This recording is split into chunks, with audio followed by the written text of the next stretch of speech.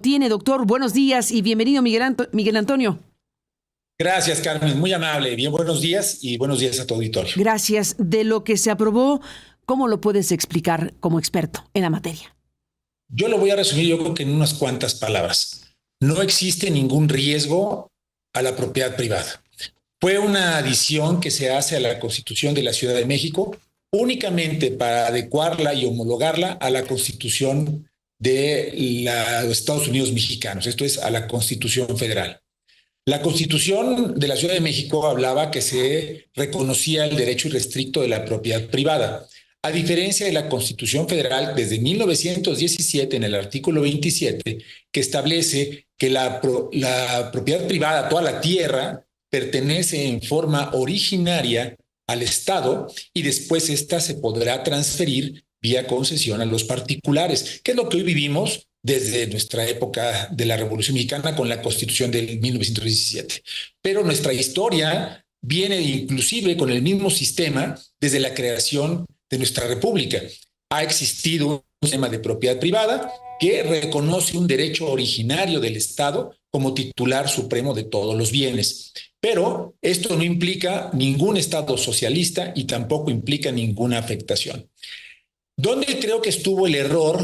Esto fue en la publicación en las redes de una X, cuando el jefe de gobierno, por ensalzar y enaltecer esta reforma constitucional, señala que es para el beneficio de los principios de la 4T, y esto evidentemente genera mucha incertidumbre a las personas que piensan que esto es el inicio de la extinción de la propiedad privada. Esto no es así, definitivamente. Me ha tocado ver a partir del día de ayer en la mañana hasta el día de hoy, varias personas que nos han llamado, que nos han mandado mensaje, incluso en las mismas noticias, mucha desinformación al respecto, muchas personas que incluso están tratando de sacar un beneficio sobre esta situación, alegando de que esto es parte del inicio de una nueva era socialista en México que va a provocar la extinción de la propiedad privada. Debemos ser muy claros. No existe y no hay forma en este momento de que se extinga, se restrinja o se limite de forma alguna el derecho de propiedad privada de las personas. Aquellas personas que tienen sus casas, departamentos, inmuebles, industrias, empresas con inmuebles perfectamente constituidos que no tengan ninguna problemática legal, hasta este momento no tienen ninguna afectación. Entonces, sí es importante establecer, no hay un grado de afectación. La única reforma que se hace en la Gaceta Oficial de la Ciudad de México y que fue publicada el día lunes, solamente agrega un párrafo al propio artículo 3º, donde dice que se reconoce el respeto a la propiedad privada en términos del artículo 27 de la Constitución Política de los Estados Unidos Mexicanos. ¿Qué es lo que está haciendo, en pocas palabras? Homologar el sistema jurídico de la Ciudad de México al sistema jurídico de propiedad del propio artículo 27 de la Constitución Federal. ¿Hubo algún ajuste a lo que originalmente se pretendía votar o quedó idéntica la iniciativa? También tengo una duda al respecto de si se ajustó alguna palabra, algún punto de lo que finalmente quedó votado y publicado. No, tengo entendido que no hubo ningún cambio. Yo creo en lo particular que fue una reforma totalmente innecesaria. Fue una de estas cuotas que emiten algunos legisladores para cumplir con algunas cuestiones novedosas que no tienen ninguna trascendencia jurídica ni gubernamental. ¿De plano? Y evidentemente la única justificación que se pretendió dar, que incluso en el X que emitió el jefe de gobierno, Martí Batres, ¿no? Señala en el último párrafo que era con la idea de evitar que alguna resolución judicial pudiera malinterpretar ese artículo 3º en la fracción segundo, inciso segundo, inciso A de este artículo, en el sentido de que la propiedad privada no tenía ningún tipo de restricción. Lo homologan con el artículo 27 constitucional y pues sí tiene algún elemento de restrictivo, como es el tema de expropiaciones o como es el tema de extinción de dominio, en los casos que prevé la ley. No que prevé este nuevo gobierno o este gobierno actual, sino es en los casos que viene previniéndolo desde hace muchos años. Esto no ha cambiado y no va a cambiar en este momento. Doctor Miguel Antonio Saucedo Ramírez, director general de Saucedo Abogados, Foreign Legal Consults, y pues un abogado incluso autorizado desde Texas para actuar como abogado mexicano en este estado de los Estados Unidos, lo cual nos habla del alcance de tu actividad, y experto en derecho inmobiliario, civil, mercantil. Como experto que eres, déjame leerte el tuit 1 de Martí Batres, y a lo mejor por ahí empezó la confusión. Tú dices, aquí no pasó nada. Aquí es una reforma que se hizo por las razones que dijiste, pero que realmente no se modifica nada en lo que corresponde a la propiedad privada en la capital de la República Mexicana. Que lo diga alguien como tú, pues importa subrayarlo. Déjame leer y me dices: Martí Batres, en su primer tuit, y le apreciamos mucho al doctor Jorge Alcocer, que nos está siguiendo en la transmisión y nos mandó esta recuperación del primer tuit de Martí Batres, que dice: este lunes publicamos las reformas a la Constitución Política de la Ciudad de México en materia de propiedad para restablecer los principios del artículo 27 de la Constitución Política de los Estados Unidos Mexicanos, que habían sido olvidados y sustituidos por un, entre comillas, principio rector de, entre comillas, respeto a la propiedad privada en el ordenamiento local. Ahora, con la reforma, dice Batres en este tuit, se recuperan en el ámbito local las nociones de la propiedad originaria de la nación, así como el de se recuperan, dice la palabra, se recuperan en el ámbito local las nociones de la propiedad originaria de la nación, así como el derecho de la nación para transmitir el dominio de la propiedad a los particulares y para imponer a la propiedad privada las modificaciones que dicte el interés público. Y para imponer, ahí empezó un ruido tremendo, y para imponer a la propiedad privada las modalidades que dicte el interés público. Así se garantiza el respeto a la propiedad privada, pero también a la propiedad pública y a la propiedad social, todas ellas subordinadas al interés superior de la nación y de la ciudad. Se dificulta que el actual Poder Judicial, dice Batres en su X, se dificulta que el actual Poder Judicial pueda realizar interpretaciones de nuestras normas locales en favor de los grupos económicos más poderosos. Se revierte también, dice Batres en este X, se revierte también una parte del andamiaje jurídico e ideológico. Se revierte también una parte del andamiaje jurídico e ideológico que fue instalando el neoliberalismo. Me acompañaron Pablo Gómez, el presidente del Congreso Ciudad de México, Marta Ávila, así como alcaldes, legisladores y miembros del gabinete. Dice Martí Batres. ¿Qué dice el doctor especialista en la materia con el que estamos hablando, Miguel Antonio Saucedo? Yo creo que es un efecto meramente político y de un trato populista.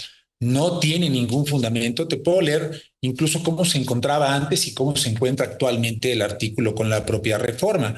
Previamente hablaba que el artículo 3, hablando de los principios rectores de la Ciudad de México, en el punto 2, inciso A, en la parte final, dice: se reconoce la propiedad de la ciudad sobre sus bienes de dominio público, de uso común y de dominio privado, asimismo la propiedad digital.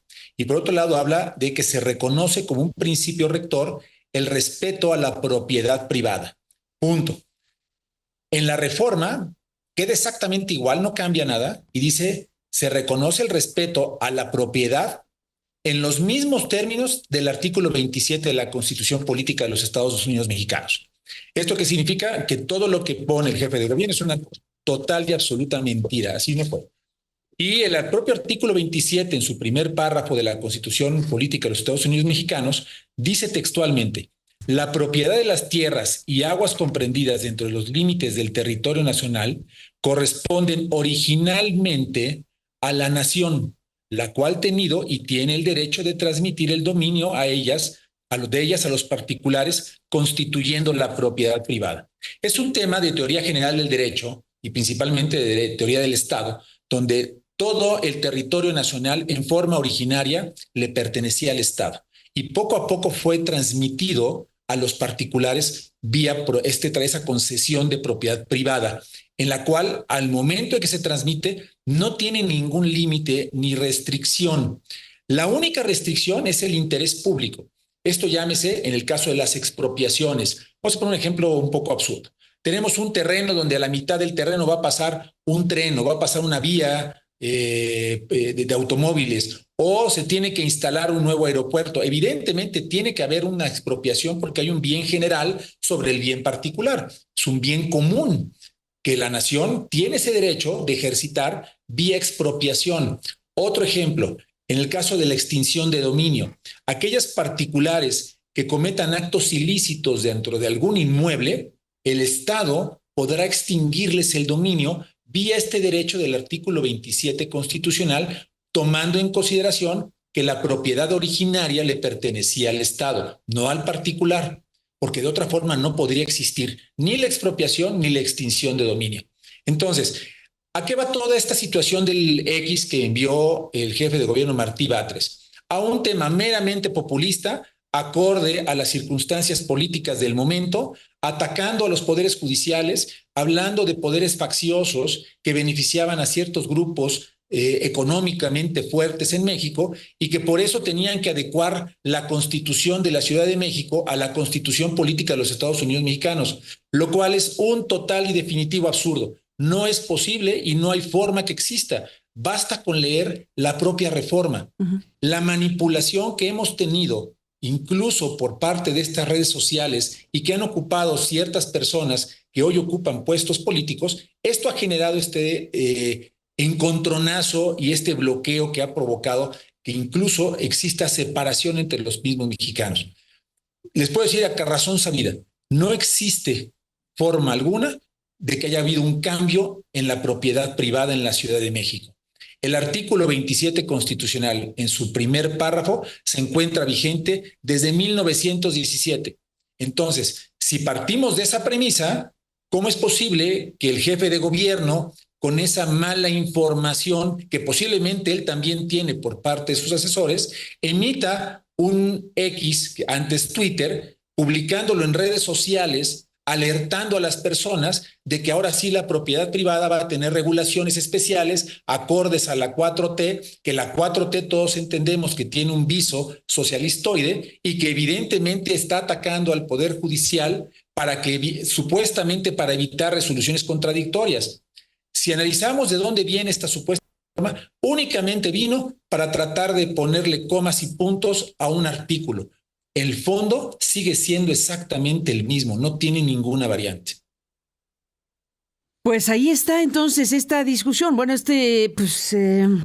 esta polémica desatada a partir de bases falsas, digámoslo de esta forma, en pocas palabras, para decirlo en una frase, escuchando al especialista, al doctor Miguel Antonio Saucedo Ramírez, director de esta firma internacional y experto en la materia civil, mercantil, inmobiliaria, y revisando directamente la Constitución reformada.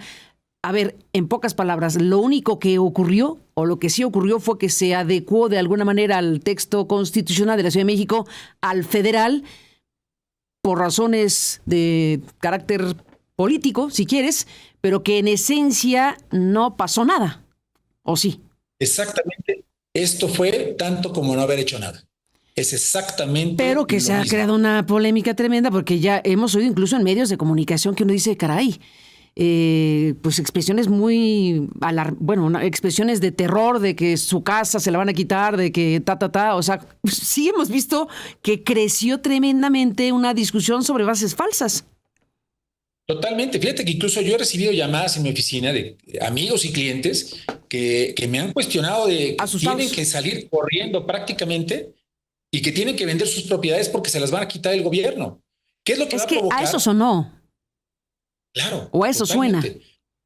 Por una imprudencia en redacción de un X de un mensaje de la autoridad principal, que es el jefe de gobierno, Martí Batres. Por eso leímos textual su primer tuit.